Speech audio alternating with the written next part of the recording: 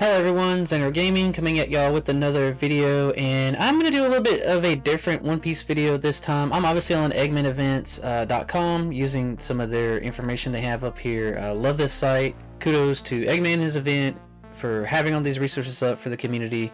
And it's just really cool that they always do this. It is a lot of work, I'm sure, for them, so I always want to make sure I give them a shout out if I'm ever on the site using it for content. So make sure you go and follow their page, show them all the love. But getting into this video, I wanted to kind of talk about the state of the One Piece trading card game and this current meta that we seem to be in, because at the card shop this past weekend, and last weekend with the release of the set, had a lot of people really with some strong opinions on the current meta at the moment, and a lot of people feeling like the Elder deck needs to take a big hit.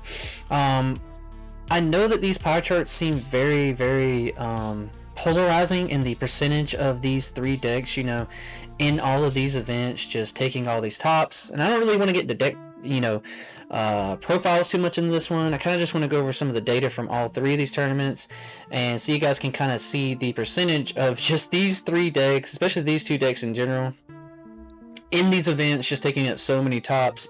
But I think that the game is in a healthy state. I know that maybe a lot of people will maybe say that that's a little crazy, but if you look at what's been going on in the card game in the last 3 or 4 sets, it really has always just been pretty top end. Like, the best newer decks that come out are really powerful, and they stay that way for a couple months until the next set comes out. That's happened in the last 3 or 4 sets of the game.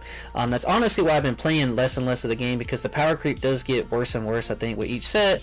Not to say that means I think the game is, any worse off for that. It just, I'm not as crazy about that kind of vibe, right? Like, where you have to play something new, and I do think that One Piece is slowly, but surely getting into that kind of gameplay where you have to play the newer decks if you want a chance to even compete. But that's just one, negative I have for the card game at the moment. I do think the card game is still super fun. It's a lot of fun to play, especially casually. I think the game really is amazing, and obviously it's one of the biggest games in North America at the moment. People love One Piece. They eat up the product.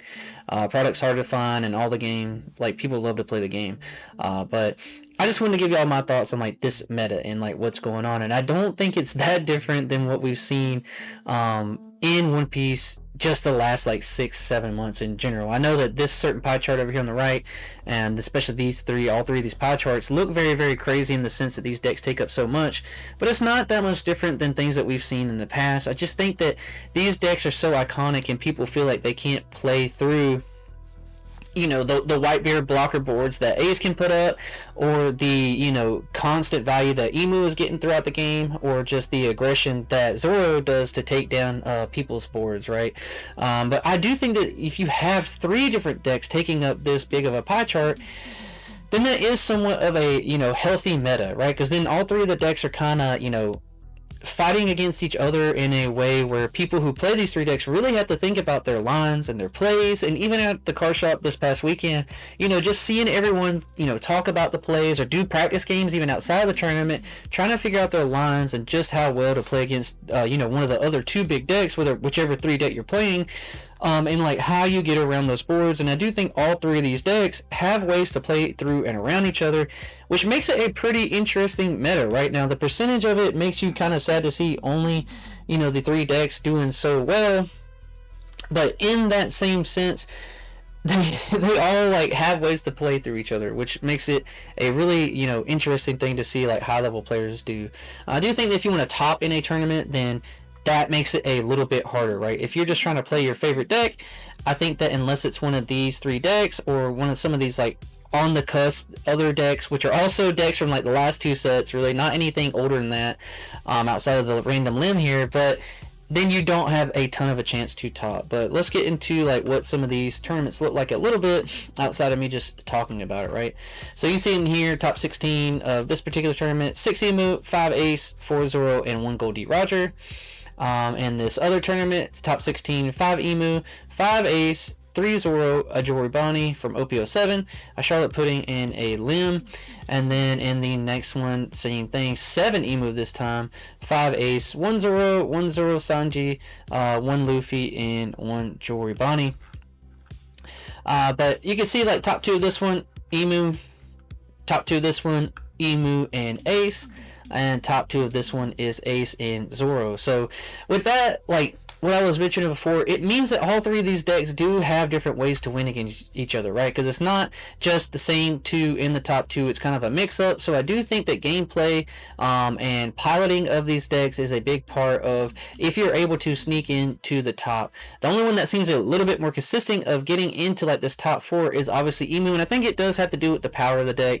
If there was one of these decks I think would get a hit, it would probably be Emu, but then I think if you do that, it makes a big problem where like Ace and Zoro will kind of just stomp all the other decks and Emu isn't there to check those.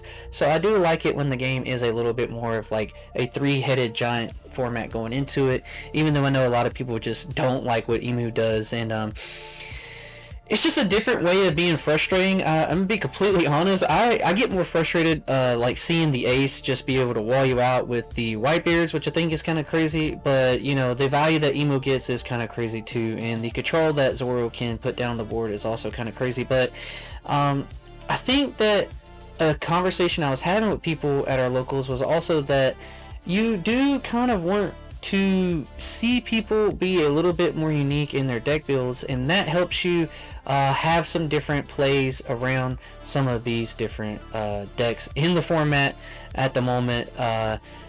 Bringing back like chump blockers, right? Things like that, or running text into these different decks, things like that. So I do think that a lot of people in their deck buildings have been trying to just high tune their decks to do what they do so much that in One Piece maybe some of these deck teching choices haven't come up as much, and I think that players do need to just start doing that, and it would slow the game down a little bit. But the game is in an amazing spot. Once again, big shout out for having all this information on here to Eggman Events, and I just wanted to touch on the topic a little bit.